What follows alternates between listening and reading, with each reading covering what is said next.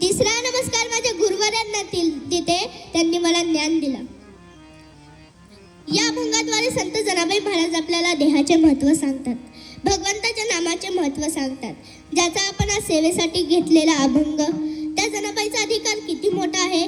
जनाबाईने जर सार काढायला काढली तर पांडुरंग परमात्मा उकळ झाडून काढायचे, आणि जनाबाईने जर सार काढली तर भगवंताने सार काढावी.